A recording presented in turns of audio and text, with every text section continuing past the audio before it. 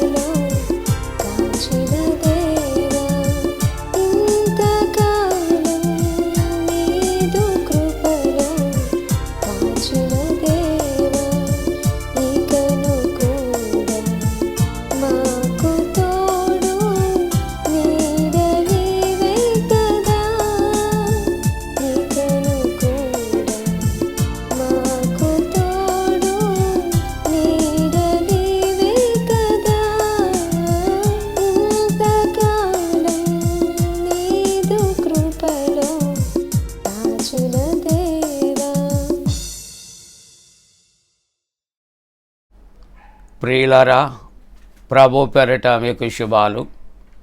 జన్మదినాలు, వివాహ దినాలు జరుపుకుంటున్న కుటుంబాలకు యేసుక్రీస్తు ప్రభు వారి పరిశుద్ధ నామమున పండు prince and sisters YouTube channel ద్వారా శుభాలు మీకు తెలియజేస్తూ ఉన్నా. మీ కొరకు ప్రార్థన చేస్తూ ఉన్నా. దేవుడు మిమ్మలను దీవించునుగాక. మంచిదండి, మీరంతా క్షేమంగా ఉన్నారు కదా, సంతోషంగా ఉన్నారా? దేవునికి వందనాలు. మరి ప్రాతకాల ఆరాధన కొరకు దైవవాక్యాన్ని చదువుకుందాం. అందరము కూడా పరిశుద్ధ గ్రంథాలు తెరచి యెషయా గ్రంథము 48వ అధ్యాయం 17వ వచనాన్ని మనం కలిసి చదువుకుందాం. యెషయా గ్రంథం 48వ అధ్యాయం 17వ వచనాన్ని కలిసి చదువుకుందాం. నీ విమోచకుడును ఇశ్రాయేలు పరిశుద్ధ దేవుడునైన యెహోవా ఇలాగు సెలవిచ్చుచున్నాడు. నీకు ప్రయోజనకరము కలుగునట్లు నీ దేవుడైన యెహోవానగు నేనే నీకు ఉపదేశము చేయదను. చక్కటి మాట ఈ దినము కూడా ప్రాతకాల ఆరాధనలో ధ్యానం చేస్తూ ఉంటున్నాం. నీకు ప్రయోజనకరమగునట్లు, నీకు ప్రయోజనము కలుగునట్లు నీ దేవుడైన యెహోవానగు నేనే నీకు ఉపదేశమును చేతును. ప్రియమైనటువంటి దేవుని బిడ్డలారా,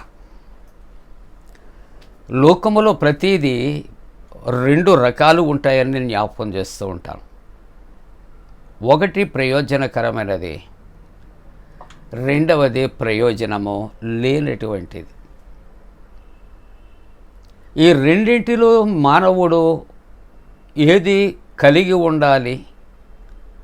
ప్రయోజనకరమైన దానిని కలిగి ఉండాలి. మరి ప్రయోజనము లేని దానిని విడిచిపెట్టు. ప్రియులారా, దేవుడు మన జీవితాల్లో ప్రయోజనకరమైన వ్యక్తి. దేవుని మాటలు మన జీవితాలకు ప్రయోజనకరమైనవి. కాబట్టి దేవుని యొక్క వాక్యాన్ని ఈ దినము కూడా మనము ధ్యానం చేస్తూ ఉంటూ ఉన్నప్పుడు, నా ఉపదేశము నీకు ప్రయోజనకరము. చెప్పండి, ఆయన ఉపదేశము మనకు ప్రయోజనకరంగా ఉంటుంది. ప్రయోజనం లేనివి, ఉదాహరణకు ఒక ఫ్రెండ్ సర్కిల్లో నేను చెప్పే మాట చిన్నగా మనకు అర్థం కావటానికి, ఈవేళ సండే మనకి చర్చ్ సర్వీస్ ఉంటుంది. ఎవరో స్నేహితుడు నా దగ్గరకు పెందలకడనే వచ్చి, మనం చర్చికి వెళదాం ఈవేళ, అందుకని నేను ఎర్లీగా నేను సిద్ధపడి వచ్చాను అంటే, ఒకవేళ నాలాంటి వ్యక్తి ఈవేళ ఎందుకు వెళ్ళేవయ్యా, వచ్చే వారం వెళదాం అని నేను అంటాను. ఈ రెండింటిలో ఏది ప్రయోజనకరమైందో మీకు అర్థమైంది కదా. చర్చికి వెళదాము, దైవవాక్యం విందాము, ఆరాధనలో పాల్గొందాము అన్నటువంటి వ్యక్తి యొక్క మాటలు ప్రయోజనకరమైనవి. నాలాంటి రెండవ వ్యక్తి వాటిని ఏం చేస్తారంటే త్రోసిపుచ్చి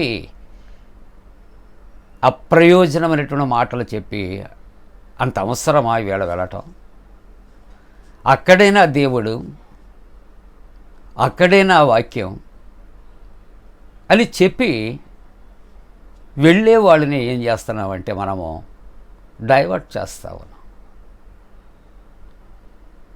అది ఒకటే కాదు, మన జీవితాల్లో అటువంటివి అప్రయోజనమైనవి, ప్రయోజనము కాని సంగతులను మనం మాట్లాడుకుంటూ ఉంటాం. కానీ ప్రభు ఈవేళ సూటిగా నాతో, మీతో, మనతో ఏం మాట్లాడుతున్నాడు అని ఆలోచన చేస్తూ ఉంటూ ఉన్నప్పుడు, చక్కటి మాటలు, నీకు ప్రయోజనము కలుగునట్లు నీ దేవుడినైనా యెహోవానగు నేను. ఎంత కరెక్ట్గా అంటే, నీవు అక్కడికి వెళ్ళు ప్రయోజనం కలుగుతుంది, ఇక్కడికి వెళ్ళు ప్రయోజనం కలుగుతుంది అని ఇక్కడ మాటలు చెప్పటం లేదు. మనుష్యుల మాటలు కాదు, స్వయంగా దేవుడు ఏమంటున్నాడు అని ఆలోచన చేస్తూ ఉంటున్నప్పుడు, నీకు ప్రయోజనకరము కలుగుటకు నీ దేవుడైన యెహోవానగు నేనే నీకు ఉపదేశం చేస్తా ఉన్నాను. ఎంత గొప్ప మాట! సర్వసృష్టికర్త, త్రిత్వదేవుడు యెహోవాను నేనే, సర్వశక్తిమంతుడను, మీ విమోచకుడను, నీకు ఉపదేశాన్ని నేను చేస్తా ఉన్నాను. ఎందుకంటే నీకు మేలు.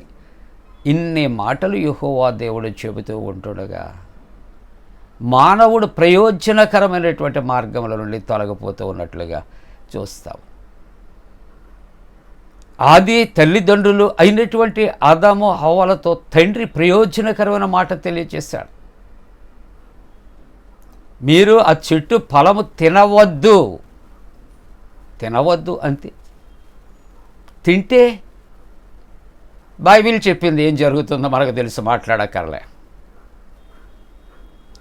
లోతు భార్య సొదొమ గొమొర్రా నాశన విషయాల్లో, అయ్యా ఇక్కడి నుంచి మమ్మల్ని పంపించు అని వేడుకుంటున్నప్పుడు వెళ్ళిపోండి. కానీ ఆ దూత ప్రయోజనకరమైన మాట మాట్లాడుతుంది. ఏంటో తెలుసా? వెనకకు తిరగవద్దు. ప్రయోజనకరమైన మాట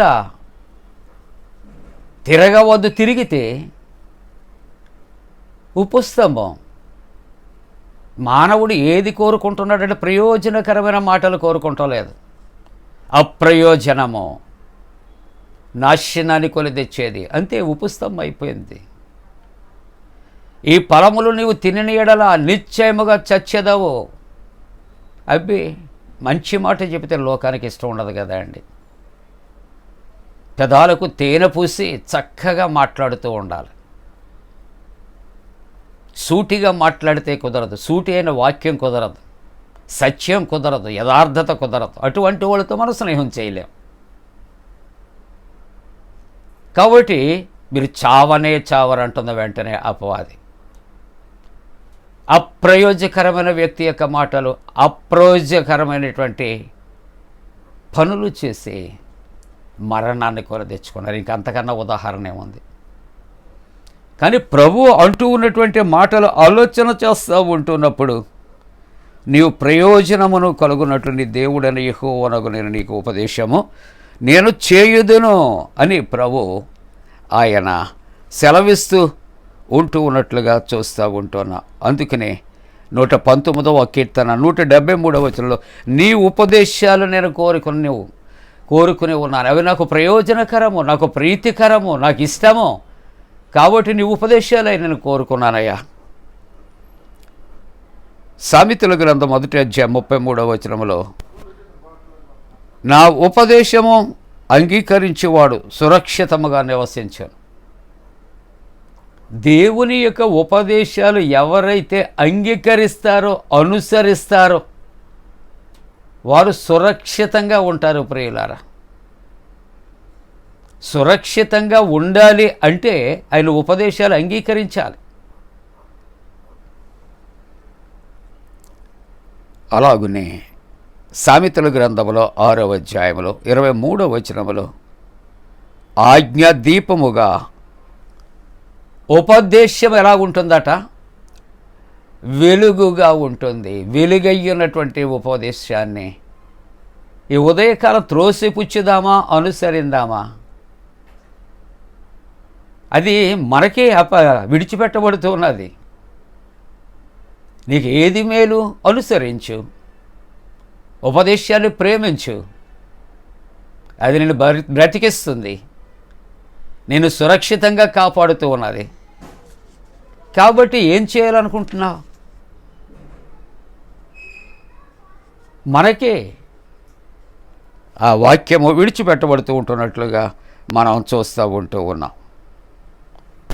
సామెతల గ్రంథం 10వ అధ్యాయం 17వ వచనములో ఉపదేశమును అంగీకరించేవాడు జీవ మార్గములో ఉన్నాడు. ఎందుకు అంగీకరించాలి? ఎందుకు ప్రేమించాలి? ఎందుకు ప్రీతికరము? అవి అట జీవ మార్గములో మనల్ని ఉంచుతాయి. తిమోతి 1వ పత్రిక 4వ అధ్యాయం 8వ వచనంలో చూస్తే ముగింపుగా దైవ భక్తి అన్ని విషయములకు ప్రయోజనకరముగా ఉన్నది. దైవ భక్తి అన్ని విషయములలో కూడా ప్రయోజనకరముగా ఉన్నది. ఉపదేశము ప్రయోజనకరము, దేవుని యొక్క వాక్యము ప్రయోజనకరము. కాబట్టి ఉదయకాలపు ఆరాధనలో ప్రభువుని ఆరాధిస్తున్న ప్రియమైన దేవుని యొక్క కుటుంబమా, దేవుని యొక్క ఉపదేశాలు మనకు ప్రయోజనకరం. అందుకే టైటిల్ అంటాడు, నా ఉపదేశం నీకు ప్రయోజనకరం. అట్టి ప్రయోజనకరమైనటువంటి ఉపదేశాలు అంగీకరించి ఆశీర్వదించబడటానికి దేవుడు తన పరిశుద్ధాత్మ కూడిన మనపై మెండుగా కుమరించునుగాక. ఆమేన్. ప్రార్థన. పరిశుద్ధుడా, నీ వాక్యము ఉదయకాలం మా హృదయాల్లో తండ్రి దేవా మేము భద్రపరుచుకుంటానికి కృప చేయండి, అంగీకరించడానికి కృప చేయండి. నిర్దోష్యమైనవి నా తండ్రి సురక్షితముగా ఉంచేవి దేవా. జన్మదినాలు, వివాహ దినాలు జరుపుకుంటున్న కుటుంబాలను ఆశీర్వదించండి నాయన. చల్లటి చక్కటి వాతావరణం కలుగు చేయండి నాయన. పరీక్షలు రాసే బిడ్డలకు జయము, ఉద్యోగ ప్రయత్నాలు జయము, వివాహ ప్రయత్నాలు జయము కలుగు చేయండి. యేసు ప్రభు దివ్య నామమున వేడుకొనుచున్నాము తండ్రి. ఆమేన్. పరలోకమందున మా తండ్రి, నీ నామం పరిశుద్ధపరచబడనుగాక, నీ రాజ్యం వచ్చునుగాక, నీ చిత్తం పరలోకమందున వేర్చున్నట్టు భూమి అందు నెరవేరునుగాక. మైందిన ఆహారం నేడు మా దయచే, మా ఎడల అపరాధం చేసిన వారిని క్షమించిన ప్రకారముల ప్రథమ క్షమించము, శోధంలోని తెక్క కీడును తప్పించము. రాజ్యము, శక్తి, మహిమ నిరంతరము నీవే ఉన్నవి. ఆమేన్. మన పరమ తండ్రి అయిన దేవుని యొక్క ప్రేమయు, ప్రభువైన యేసుక్రీస్తు ప్రభు కృపయు, పరిశుద్ధాత్మ యొక్క అన్యోన్య సహవాసము ప్రాతకాల ఆరాధనలో ప్రభువుని ఆరాధిస్తున్న ప్రతి కుటుంబానికి తోడుగుండి సంరక్షించి కాపాడునుగాక. ఆమేన్.